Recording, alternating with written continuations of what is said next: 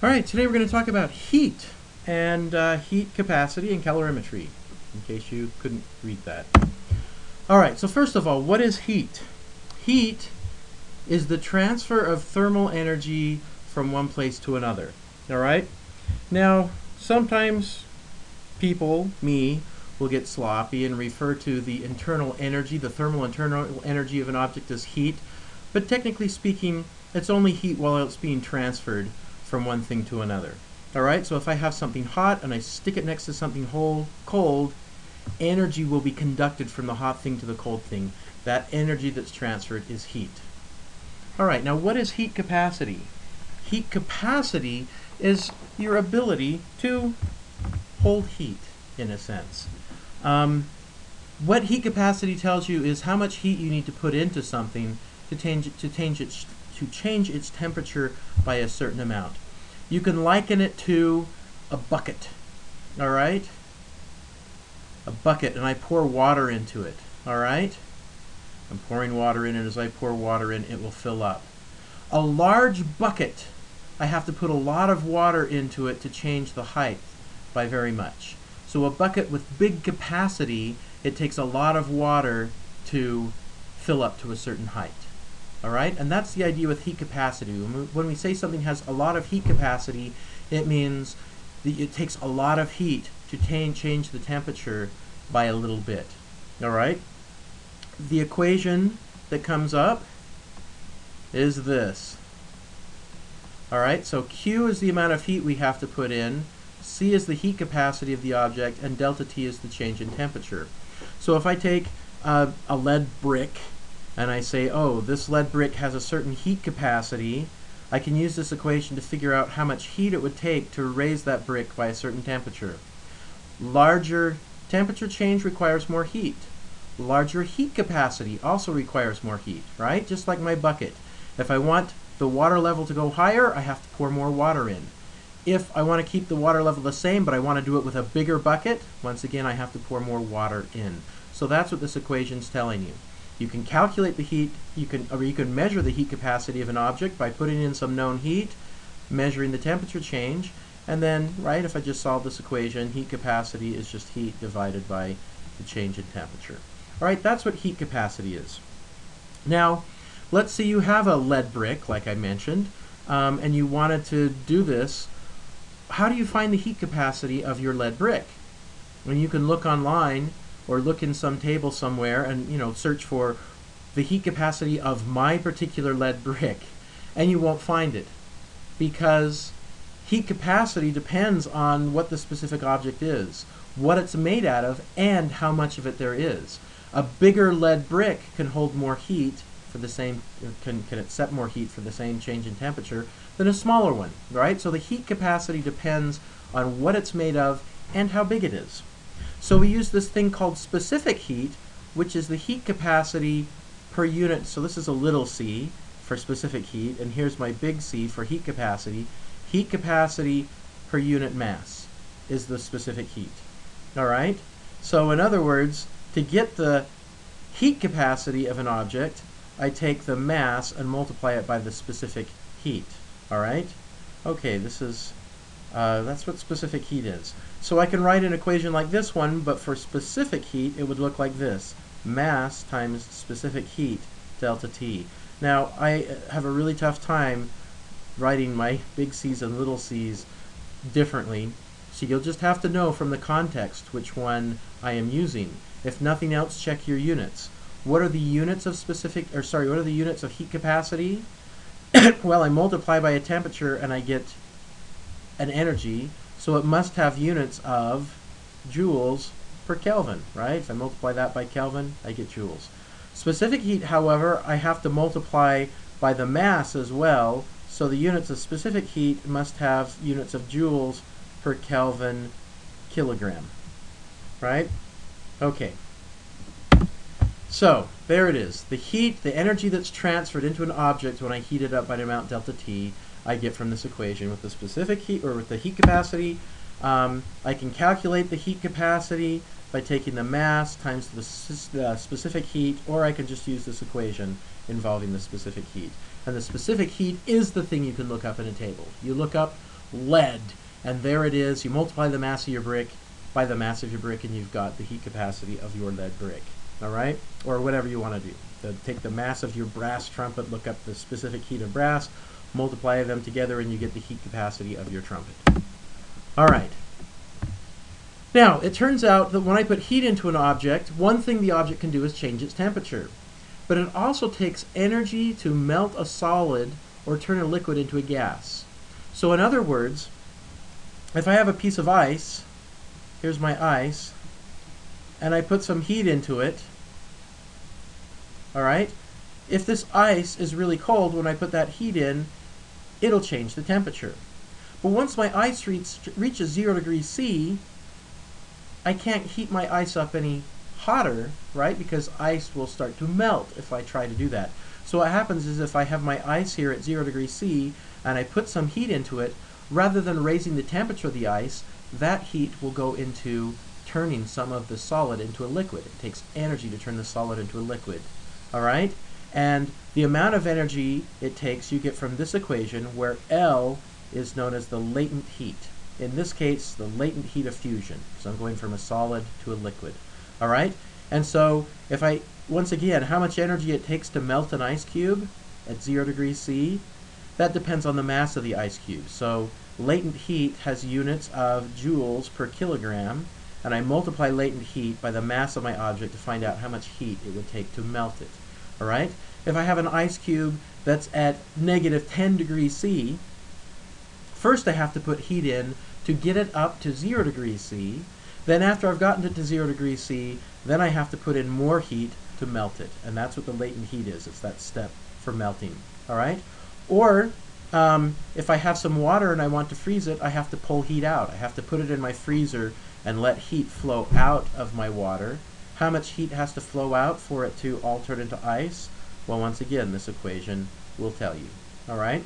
It also works for liquids going to a vapor, right? If I have a bucket of water here and I put it on the stove and heat it up to try and make it into steam, make it all evaporate, all right? It takes a certain amount of energy. It takes energy to heat the water up to 100 degrees C. Once it's there, it's going to take this much energy then to turn that 100-degree water into 100-degree steam, all right? So the latent heat of fusion is going from a solid to a liquid or a liquid to a solid, and vaporization is for going from a liquid to a gas or a gas to a liquid. Now, imagine, if you will, I take a chunk of ice. I'm going to do an experiment, but it's not really an experiment. I'm just speculating what will happen, all right? Imagine I have a chunk of ice, all right? And here is the temperature right here, and here's how much heat I've put into it. So I'm going to start at absolute 0, and I start to put heat into this ice, and the temperature is going to increase, right? Until I reach the melting point of ice, 0 degrees C. At this point, I put heat in, but the temperature doesn't change. Why doesn't it change? Because that heat is being used not to change the temperature, it's making the ice melt. All right, so I put in a little bit of heat and a little bit of the ice melts. I put in a little more heat, a little more ice melts. Eventually I get to the point where all of the ice has melted. When I put in some more heat, now I've just got water left, right? And if I put heat into that water, its temperature will start to increase. And it'll continue to increase until I reach 100 degrees C, where it vaporizes, right? So now I've got water at 100 degrees C. I put in a little more heat, the temperature doesn't change. That heat is just being absorbed as the water turns into steam. I put in a little bit of heat, a little bit of water turns to steam. Eventually all of the water has turned into steam. I put in a little more heat and the steam starts heating up. All right, this is not to scale, this is just my hand drawing, but that's the basic idea. As I put in heat, the temperature changes, unless I'm right at a phase change. Then the heat will actually change something from a solid to a liquid or from a liquid to a gas, rather than changing the temperature until it's all been melted or vaporized. All right? And if I go the other way, if I have a bunch of steam and I want to cool it down, I extract heat. I put it in my freezer so that heat flows out of it. I'll do this path backwards. All right? So that's heat, heat capacity, and latent heat. So now let's talk about calorimetry. Calorimetry is basically the measurement, careful measurement of temperatures to figure out how heat flows. All right? So you can do different things with calorimetry. You can use calorimetry to measure the heat capacity of an object and so forth. You can use calorimetry to see how much heat is released in different chemical reactions. But the basic idea of calorimetry is just balancing energy. So say, for example, you mix a mass Ma of water at temperature Ta with a mass Mb of water at temperature Tb. What will be the final poorly written. What will be the final temperature when the water comes to equilibrium? All right. Think about this. How would I work this problem? While you think about that, I'm going to go back to latent heat. All right? Imagine, if you will, this is a problem, this is something that bothered me when I was a student. All right? Imagine you've got a bunch of ice and you have, well, let's do this. Let's imagine you've got a bunch of water and you heat it up to 100 degrees C. Now you put a little more heat in. And so what I said was the water's temperature doesn't increase, but that heat instead turns some of the water into a vapor. Who decides which piece of water turns into a vapor? That's a question that bothered me when I was a student, and I eventually found the answer to it. So I'm going to let you be bothered for just a second, and then I'll tell you the answer. All right? Now, here's the answer. Typically, the heat is flowing out or in one end or the other, one part or another. So there's going to be a little tiny temperature gradient. All right? So for example, if I have water on a burner, the heat's, I've got a pot of water on the burner. Let's say this water is all up at 100 degrees C. The heat's coming in here. So this piece of water is going to get the heat first. It's going to turn into a vapor, and that's why water boils. It comes from this steam is made at the bottom, and then it rises to the top. All right? But it turns out if you very, very carefully, slowly, uniformly heat things up, the water cannot figure out who needs to vaporize. And it's in fact possible to heat water up above 100 degrees C if you do it very, very carefully. This is known as superheated water. All right? But once you've put in enough heat to vaporize all of it, suddenly, boom, you jump over to this point on the diagram where it's all been vaporized, right? So once we get kind of over here, boom, boom, boom, I've put in enough heat to vaporize it all, it'll jump down to there, to that point right there. So it's possible to have something like that happen. More often what happens if you very carefully heat up your water, this happened to me once, I put some water and butter together in a little bowl. I was making some cookies, put them in the microwave and heated it up, and it heated up, all right? And it actually heated above the vaporization point, above the boiling point. I set the thing down, went to stir it with a fork. As soon as the fork disturbed it, boom. It disturbed, it jumped down to that point right there. A bunch, so the temperature jumped down. I wasn't measuring it, so I didn't measure that happened, but that's what the physics said happened, is the temperature went down, and instead of being at a higher temperature, a bunch of the water vaporized. And I did see it vaporize. It suddenly kind of exploded a little bit and made a big mess all over the place. Luckily, nobody got burned or really hurt. You can do the same thing going the other way, and when you come to class, I will show you a video that some of my students made for a term project one year. They took water and they cooled it very carefully, and they were actually able to get the water to cool below 0 degrees C. So this is what's known as supercooled water. So here's our superheated water. They made supercooled water, all right? And then they touched the very top of the water with a little piece of metal, disturbed it, and suddenly the water shot up here, boom, the temperature went up, and a bunch of the water turned to ice. So very suddenly we went from this test tube full of water to instantaneously a test tube full of slush. All right, so superheated and supercooled are kind of a special phenomena. We really won't cover them in this class, but I thought that might be a question that bugs you and an interesting thing to look for. When I've asked students in the past if they've ever seen something like this, many of them have. Someone goes out on a winter morning and their dog's water dish is full of water and they bump it and it turns to ice. I've heard stories of people walking out to a lake in the winter, they throw a rock into the lake and then boom, suddenly the lake freezes over. That's supercooling. All right, let's go back to our calorimetry problem. I have a bunch of water at temperature A and a bunch of water at temperature B. I mix them together. What will the final temperature be? Well, you can think of what's happening is the water at the higher temperature, heat's going to flow out of that into water at a lower temperature. This is known as the zeroth law of thermodynamics. Heat flows from things at higher temperatures to things at lower temperature. Equilibrium is when the two things are at the same temperature and heat stops flowing between them. All right? So heat's going to flow from the water at the higher temperature to the water at the lower temperature until they come to equilibrium, until they come to the same temperature. All right? So how do I find what that final temperature will be? What's our trick that we use when problems are really hard and there's an easy way to make it work? That trick we use all the time is conservation of energy. So what we're going to do is we're going to find the amount of water, the amount of heat that flows into both of these pieces of water and set the sum of them to 0. Now you say, well, wait, heat doesn't flow into both of them. Heat flows out of one and into the other, right? Well, you can think of heat flowing out of something as negative heat flowing in. And I find that it's easier to do the bookkeeping and not make minus sign mistakes if I just think of heat flowing into all of the objects when I do my calorimetry. So let's find the heat that flows into object A, all right, our mass of water A. Well, how much heat flows in? Well, Q is equal to mass times specific heat of water times the change in temperature. What's the change in temperature? It's going to go from temperature A up to the final temperature. So that's how much heat flows into mass of water A. How much heat flows into mass of water B? It's going to be mass B, specific heat of water, T final minus TB. All right?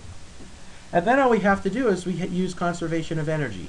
Energy came out of somewhere, went into somewhere, but it's got to be conserved. So we're going to say QA plus QB is equal to 0.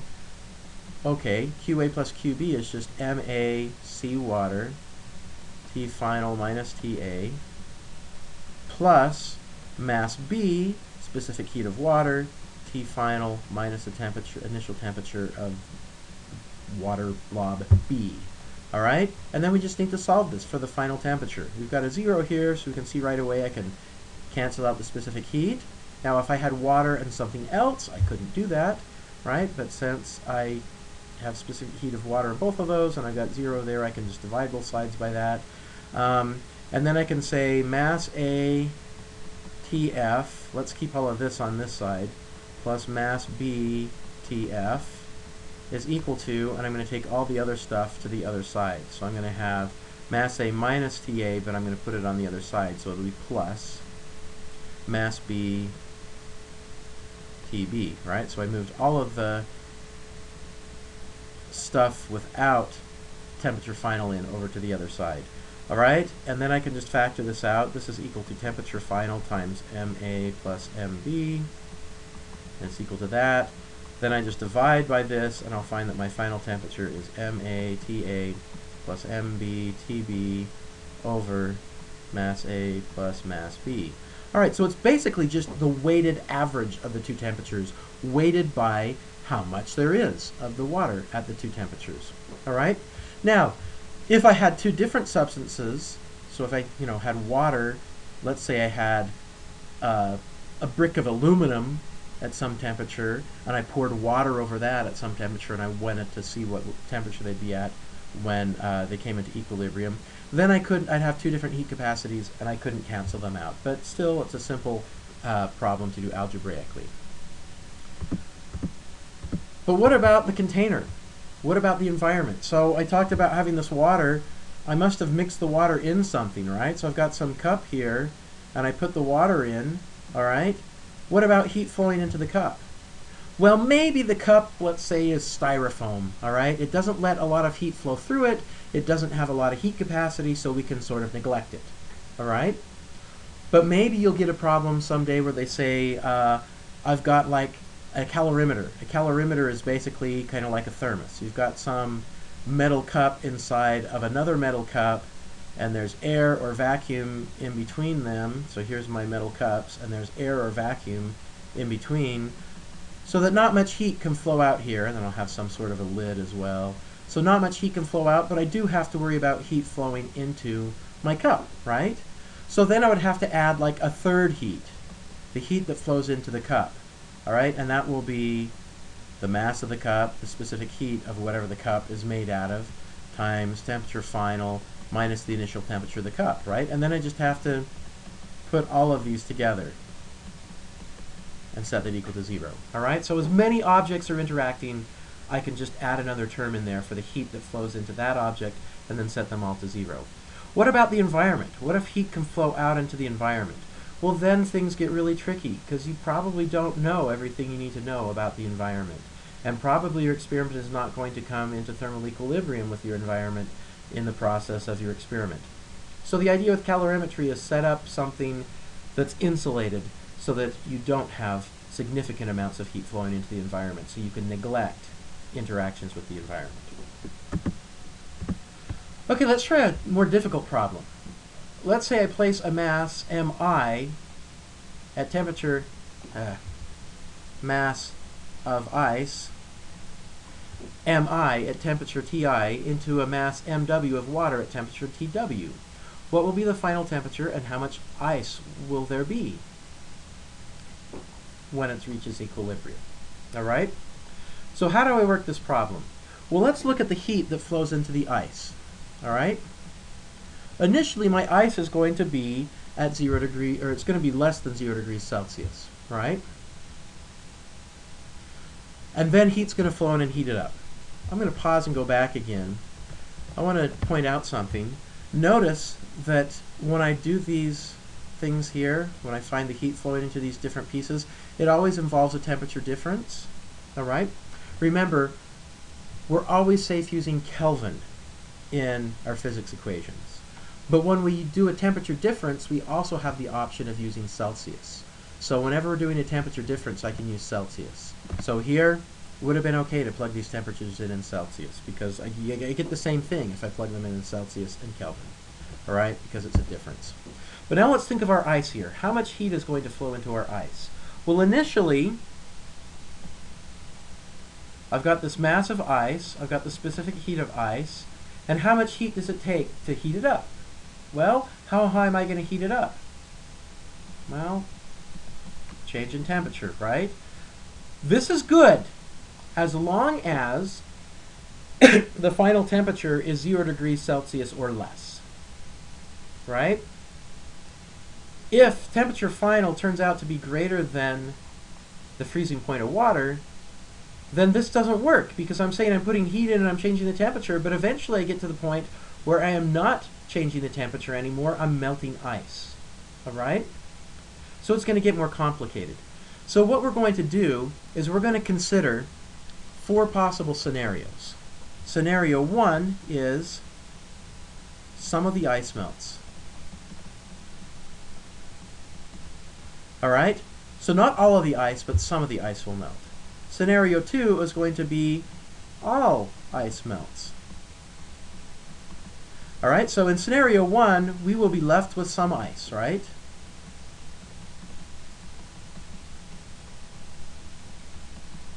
All right, so some of the ice melts, but we're left with some ice. What will the final temperature be?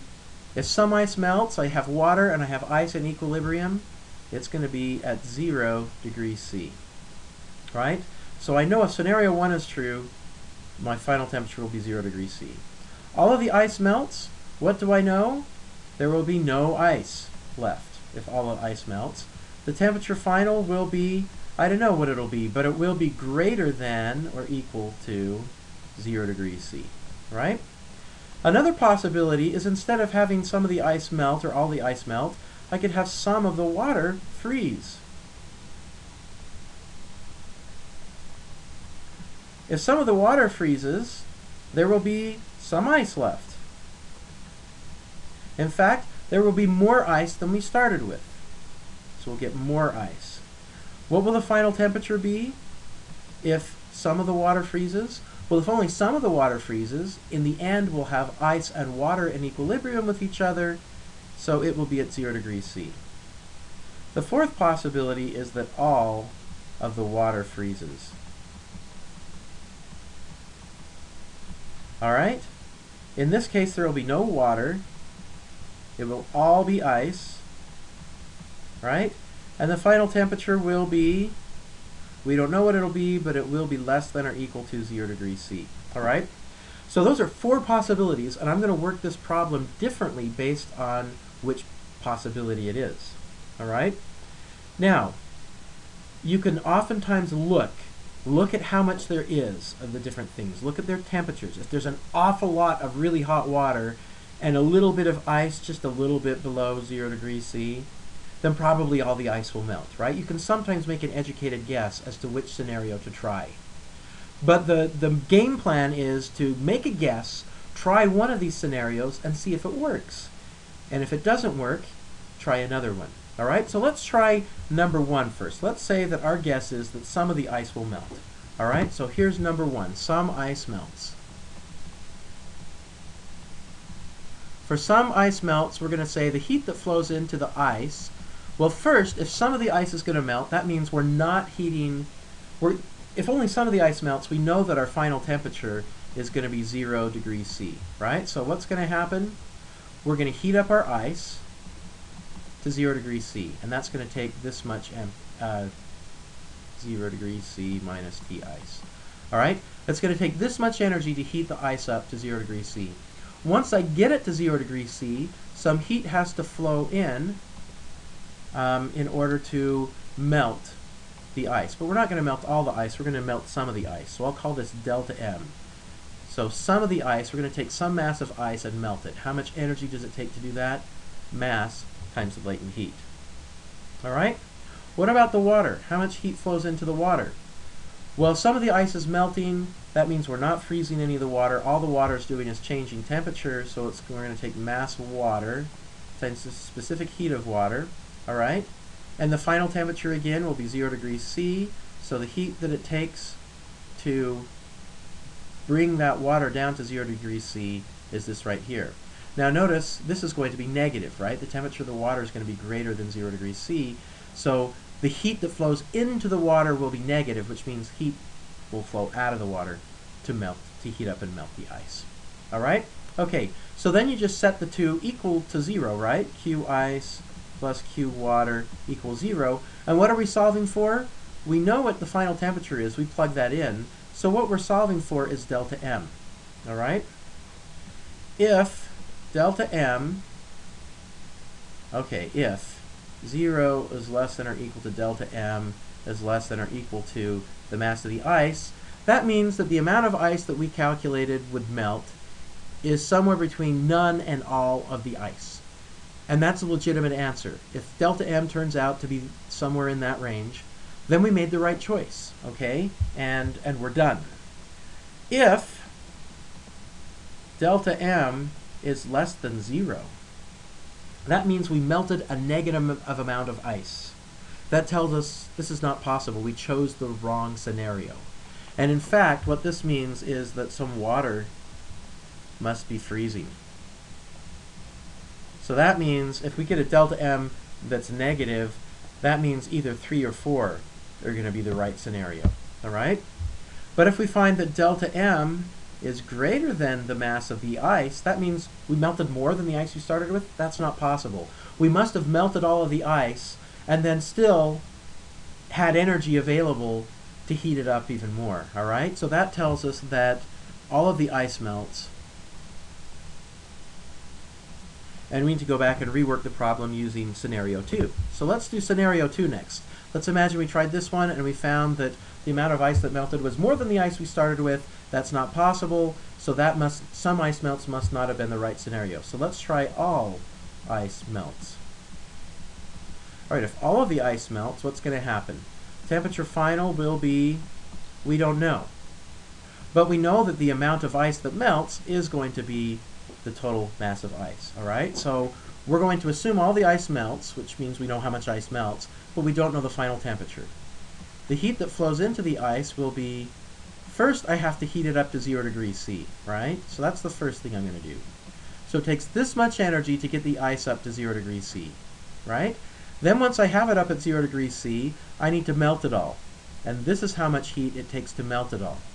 All right? Once it's melted, maybe there's still heat flowing. Maybe the water's not at 0 degrees C, but our water that used to be ice is at 0 degrees C. So heat's going to continue to flow. How much heat is going to flow in? Well, we're going to heat up our ice some more, right? So we're going to go to the final temperature starting at 0 degrees C. Only for this phase, our ice isn't ice anymore. It's been turned into water. So Mi is the mass of the ice we started with, but now it's water because we heated it up, we melted it, now it's water. So for this last phase where I take the water that used to be ice and heat it up, I'm going to use the specific heat of water. How much heat flows into the water? Well, we're not going to freeze the water, so it's just going to be mass of water, specific heat of water, and then the change in temperature, T final minus the initial temperature of the water. So T sub I is the initial temperature of ice. That I is not for initial, it's for ice, right? So this is how much heat it takes to, this is how much heat has to flow into the water to cool it from its initial temperature, its final temperature. It's cooling down, so it will actually be a negative value. And then we set them, the sum of them equal to 0. All right? And then we solve.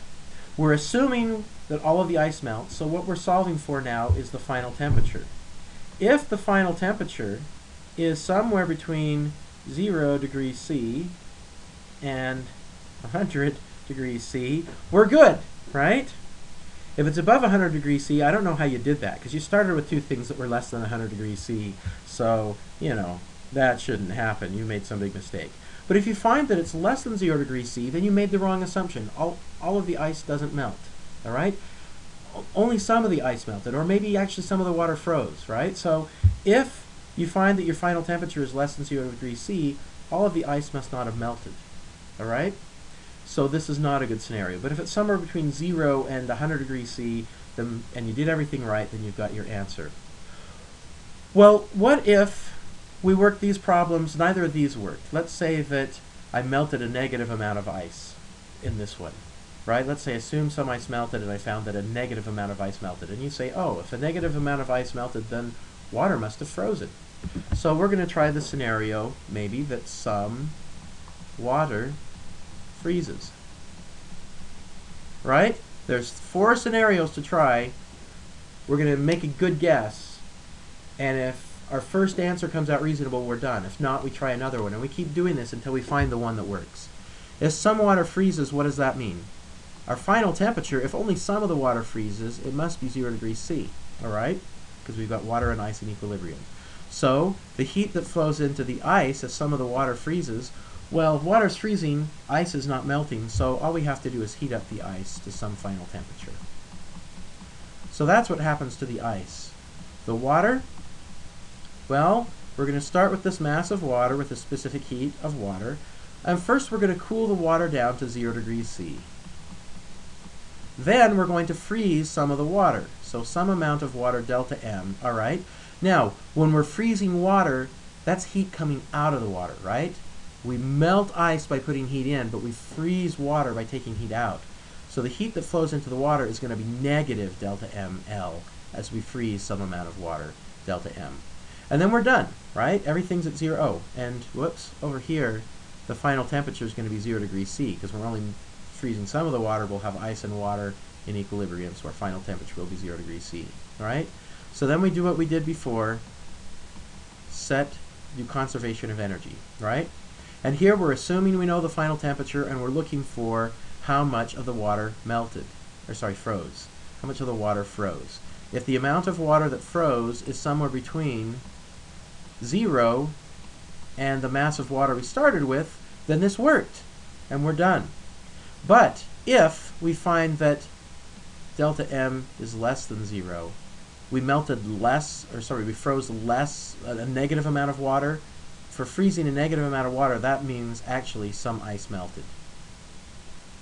And we need to go try the some ice melted scenario. If we started with this one and we get this negative, we should probably go try the some ice melted scenario. If we find that delta M is greater than the mass of water we started with, then we know that all of the water froze. So if all of the water froze, then that's our 4th scenario. So let's try that. Let's say that we assume that all water will freeze. How do we work that one? Well, if all of the water freezes, what is our final temperature going to be? We know it's going to be less than or equal 0 degrees C. All right? we know that delta M is going to be the total mass of the water. We're going to freeze all of the water and then find the final temperature. So what we're trying to find now is the final temperature. The heat that flows into the ice, well, we're just going to take the ice at its temperature and heat it up to the final temperature, which is going to be below the melting point of ice. So we're done with the ice. What's the water going to do? Well, first we take this mass of water and we have to cool it down to 0 degrees C. So our final temperature will be 0 degrees C, right? And this will be some negative heat, right? We put a negative heat amount of heat into the water to cool it down to 0 degrees C. All right? Once it's at 0 degrees C, I'm going to take all of that water and freeze it. Once again, this is a minus sign because I'm taking heat out. I'm putting a negative amount of heat in to freeze the water, and that should be water, right? Because we're freezing all of the water. Once it's frozen, then we're going to add any heat, mass water, to get it to its final temperature. All right? So this will be a negative amount, right? Because the final temperature is going to be less than 0 degrees C. And so there we go. That's the heat that will flow into the water. It'll be a negative amount of heat flowing into the water to cool it down to 0 degrees C, freeze it all, and then cool it down to the final temperature. All right? So if we find that the final temperature is less than or equal to 0 degrees C, then we're good, right? But if we find that it's greater than 0 degrees C, then all of the water must not have frozen. Maybe only some of the water froze. Or maybe some of the ice melted. Or maybe all of the ice melted, right? This scenario didn't work, and we need to try another. All right? So we had the 4 scenarios. The one in which some ice melted, the one in which all ice melted, the one in which some water freezes, and the one in which all water freezes. And we make a good guess as to which one it is. We try it, and if it's consistent, we're done. If not, we try another one.